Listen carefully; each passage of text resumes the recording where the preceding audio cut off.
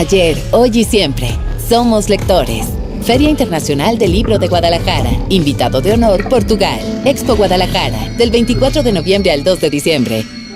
Amigos de Facebook, amigos de Servicios Informativos Guadalajara Televisión, nos encontramos nuevamente en el recorrido, en el primer día aquí, en el stand de SM, porque pues hoy vamos a platicar con un asiduo visitante a la feria, porque siempre nos trae novedades, siempre hay cosas que platicar. Hoy se nos perdió un códice y de ahí se inicia una serie de aventuras, tal cual, el Códice Perdido, así se llama, pero vemos que pues hay cuando se roban el códice, obliga a Francisco y a su hijo Santiago a emprender una desesperada y peligrosa búsqueda. No vamos a hacer spoilers, pero sí quiero que me comentes primero, bienvenido a Guadalajara. Gracias. Y quiero que me comentes cómo surge este libro, este nuevo bebé que nos presentas este año, porque cada año hay novedades contigo. Pues justamente es una historia, esta es una novela para jóvenes, en principio, o sea, para lectores a partir de los 12 años, pero pues realmente puede ser leído por gente de cualquier edad.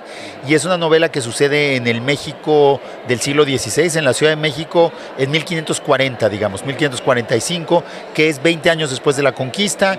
La ciudad, está surgiendo la nueva ciudad española en el centro de México, y al mismo tiempo los antiguos habitantes de la Gran Tenochtitlán, los aztecas, están acomodándose en las zonas de alrededor de la ciudad. Y de lo que se trata es la historia de un códice que cuenta la verdadera historia de los mexicas y que se pierde, más bien que varios lo quieren hacer desaparecer. Los españoles lo quieren quemar porque dicen que está lleno de ideas religiosas falsas, y hay otros mexicas que quieren ocultar esa historia. Y entonces el códice está perdido y se trata de la búsqueda de ese códice y de la búsqueda de la verdad histórica, de cómo después de la conquista los propios aztecas, mexicas y muchos pueblos indígenas reescribieron su historia para adaptarse a los nuevos tiempos, construyeron una nueva verdad histórica, que es la que conocemos en los códices. Entonces es un libro sobre la Ciudad de México, es un libro sobre la conquista, y es un libro también sobre los códices, sobre los bellísimos libros pintados de los pueblos indígenas de México, que son uno de los elementos centrales de nuestro patrimonio cultural y de nuestro patrimonio histórico. Perfecto. Miriam, que también es de Servicios Informativos Guadalajara, se integra en este momento a la plática. Muy bien, muchas gracias. ¿Qué es lo que le inspiró a escribir este libro? ¿Cuál cree que fue su mayor fuente de inspiración? Bueno, creo que justamente lo que me hace hacer estos libros de historia es que creo que hay partes de la historia de México que no conocemos suficiente, y en particular yo creo que de la conquista tenemos muchas ideas muy equivocadas, ¿no? La vemos como esta terrible tragedia en que cuando nos conquistaron los españoles, y en realidad la cosa es mucho más complicada, ¿no? Hubo guerra, hubo destrucción, pero también hubo alianzas. Finalmente la conquista fueron los propios indígenas los que la realizaron. Y luego lo que se construyó fue un nuevo mundo, y yo lo que creo que ese nuevo mundo que surgió de la conquista, en el que ya está la religión católica, en el que está el idioma español, pero en el que los pueblos indígenas siguen teniendo los elementos fundamentales de su vida y siguen siendo la mayoría de la población, ese mundo es en el que vivimos ahora. Digamos, el México de hoy es hijo de ese mundo. Entonces estas novelas de alguna manera lo que buscan es mostrarle a los lectores cómo fue ese tiempo de hace 5 siglos, que parece tan lejano, pero que a la vez es muy cercano, porque es el tiempo, ahí nació el México en el que vivimos nosotros, y se parece mucho a nuestro México. En esa época había violencia, como hay violencia ahí ahora, había cambios radicales en la vida de las personas, como los hay ahora, y había la necesidad de reconstruir algo, de encontrarle un nuevo sentido a lo que significaba ser mexica, ser azteca, ser indígena, ser mexicano. Y creo que eso es algo que también nosotros en el siglo XXI debemos buscar. Entonces, aunque es una novela histórica, creo que es una novela que también es de actualidad para los lectores. Con esto quiero entender que todo esto es cíclico, o sea, no estamos viviendo un México moderno,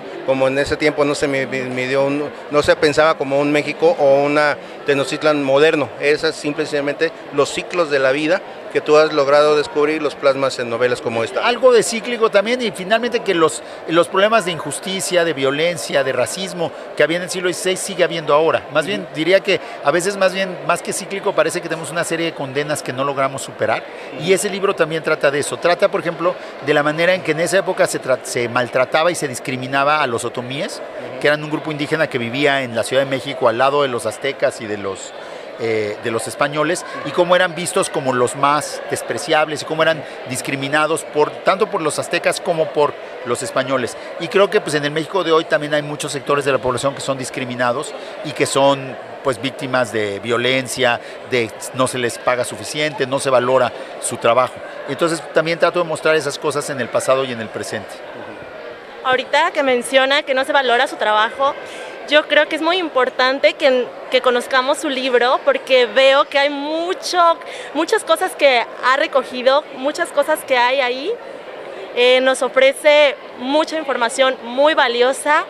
¿Cuánto tiempo ha invertido pues en realidad pues sí, creo que justamente aquí lo que trato de ofrecer en este libro es el resultado de 30 años de trabajo de historiador, de investigación, de conocer la historia de los pueblos indígenas de México, conocer la historia de la conquista, de tratar de entender todos estos procesos y justamente esto lo que trato de es presentarlo de una manera que sea emocionante, que sea interesante, que sea accesible para los lectores de hoy. No es un libro aburrido, es un libro de aventuras, es un libro en que se describe la vida cotidiana de la ciudad, los callejones, los canales, los puestos callejeros, los ladrones, los hechiceros, la vida de una ciudad que por cierto es muy parecida a nuestras ciudades modernas, es una ciudad caótica, es una ciudad llena de gente diferente, es una ciudad peligrosa, es una ciudad llena de puestos callejeros que venden comida deliciosa, es muy parecido a lo que es la Ciudad de México hoy o a lo que es Guadalajara hoy, ¿no? Entonces también busco hacer que todo eso que yo he aprendido sea atractivo para los lectores, sea llamativo para los lectores y les permita reflexionar tanto sobre ese mundo del pasado como sobre el mundo en que vivimos ahora. Y sobre todo que habla de nuestras raíces, de nuestro pueblo, de donde venimos realmente, fuera del mestizaje, pues somos parte de esas generaciones que a lo largo de los siglos han subsistido. Pero algo que considero sumamente interesante es que esas generaciones, ese tipo de personas que en ese tiempo vivimos, nosotros mismos que nos sentimos, si no de la élite, no de la clase alta, los discriminamos, o sea, discriminamos nuestras propias raíces y quizás en este libro tú estás comunicando que somos parte de la misma sangre y que debemos de respetar a todos por igual. Exactamente, yo creo que justamente yo así como en la historia del siglo XVI, los aztecas, o sea, Francisco Huetzpalómito y su familia, los habitantes de la Ciudad de México, tienen que aprender a valorar lo que realmente es importante en su vida para poder responder a la crisis y construir un nuevo mundo. Creo que es algo que nosotros necesitamos hacer ahora, un poco dejar atrás la ignorancia, los prejuicios y conocer más a fondo lo que es realmente la historia de México, conocer quiénes han construido México, que muchas veces ignoramos sus rostros, muchas veces los despreciamos por su color de piel y reconocer que ese es el rostro de nuestro país y que debemos dejar de sentir vergüenza y al revés, estar orgullosos de lo que es realmente nuestro país.